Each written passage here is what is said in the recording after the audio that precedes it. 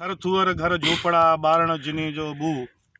उठा मीअं मलीर ते टहकी निकिता टूह रात बि मुंहिंजे रूह सुते सांगी सारिया। हज़रत शाह अब्दुल लतीफ़ भिटाईअ जी शाइरीअ जो ही चूंड शेर जंहिंमें ॿूहनि जो ज़िक्र आहे। उहो ॿूह जेको थर जी सुञाणप आहे, जेको थर जे हिकिड़े शानदार जेको फितरी मंज़र आहिनि उन्हनि जी अक्कासी करे थो। उहो ॿूह हीअ आहे, तव्हां इंतिहाई ख़ूबसूरत हिन ॿूह जे वण खे ॾिसी सघो था, जंहिंजे अंदरि तमामु वॾियूं नेमतूं ऐं हिकमतूं मौजूदु आहिनि। हीअ ॿूह जेको थर जी सुञाणप आहे,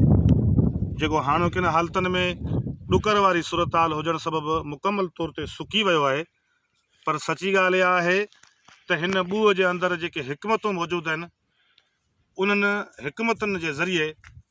पाकिस्तान जूं ऐं सिंध जूं जेके बि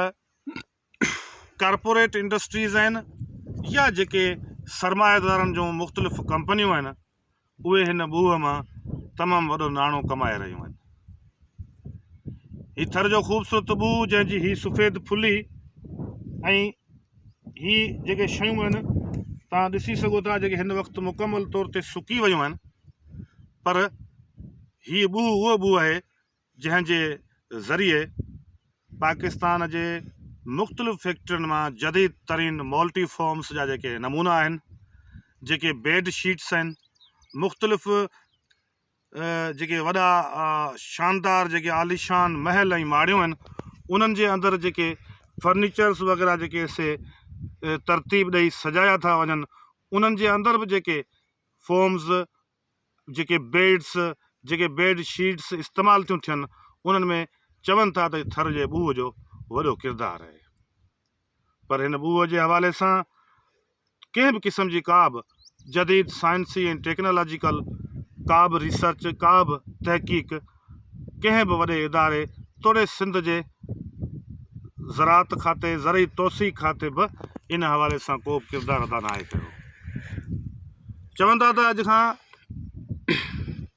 5-6 साल अॻु सिंध सरकार हिकिड़ो प्रोजेक्ट शुरू कयो हो, जंहिं प्रोजेक्ट में इहो शामिलु हुयो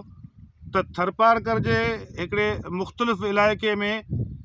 कंहिं बि अहिड़े ख़ूबसूरत इलाइक़े में जिते ॿूह तमामु वॾे तइदाद में मौजूदु हुजे, उते हिकिड़ो प्रोजेक्ट शुरू करे हिकिड़ी ई सम्झो त तहक़ीक़ी इंस्टीट्यूशन चइजे, तहक़ीक़ी रिसर्च वारो इदारो चइजे, उहो क़ाइमु कजे। पर ईअं बि हुयो त हिकिड़ी तजवीज़ इहा बि हुई त भई हिकिड़ी यूनिवर्सिटी क़ाइमु कजे, हिकिड़ो तहक़ीक़ी इदारो क़ाइमु कजे जंहिंजो नालो हुजे ॿूह तहक़ीक़ी इदारो या ॿूह यूनिवर्सिटी, या इन हवाले सां हिकिड़ो प्रोजेक्ट हुयो जंहिंजो ज़रई तोसी खाते सिंध जी हुकूमत हिदायत कई हुई। उहे ज़रई माहिर बि हिते पहुता हुआ, उन्हनि रिसर्च बि कई हुई, तहक़ीक़ बि कई हुई, उन ते हिकिड़ी तमामु वॾी स्टडी बि कई हुई, ऐं पोइ पंहिंजूं फाइंडिंग्स बि तयारु करे उन्हनि सिंध गवर्नमेंट जे हवाले कयो हो। पर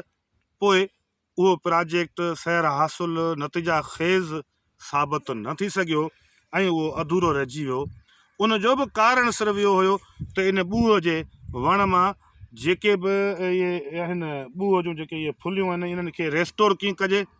महफ़ूज़ कीअं कजे, इन खे बचाइजे कीअं, प्रिज़र्व कीअं कजे, ऐं पोइ इन खे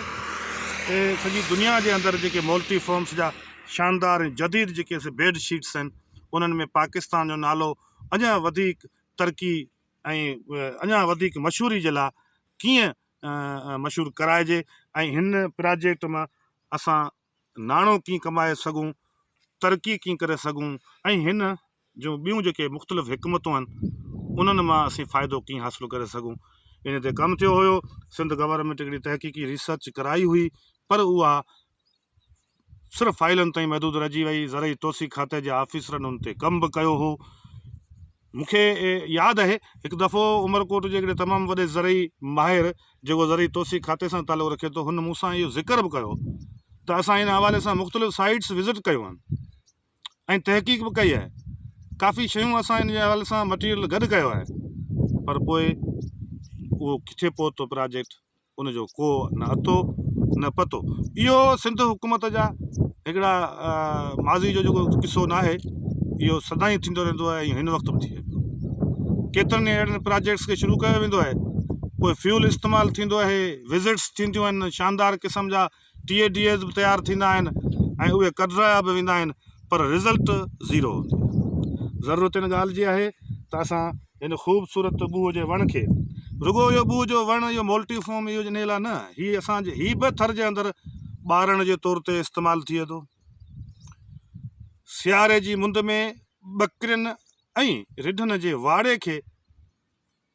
छॼण जे लाइ, उनखे तरतीब ॾियण जे लाइ, उनखे ढकण जे लाइ इहो ॿूह जो वण इस्तेमालु थींदो आहे। ऐं वयामण जी मौसम में जॾहिं ढगियूं, रिढूं ऐं ॿकरियूं झंग में चरंदे घुमंदे ऐं फिरंदे जॾहिं फर ॾियनि थियूं या वियामण वारी पोज़ीशन में हूंदियूं आहिनि, तॾहिं बि उहे जेको पनाह वठंदियूं आहिनि उहे या त थर जे थूअर जे वण जो पनाह वठंदियूं आहिनि या पोइ ॿूहनि जे भरिसां किथे वेही उते जेको आहे उनजो पनाह वठंदा आहिनि। इहे जानवर बि सम्झनि था त हीअ एॾो ज़बरदस्त क़िस्म जो वणु आहे जेको खेनि सीअ खां, थधि खां बचाए सघे थो। साॻिए वक़्त ते हिन वण मां असां ख़ूबसूरत क़िस्म जा छना बि ठाहियूं था,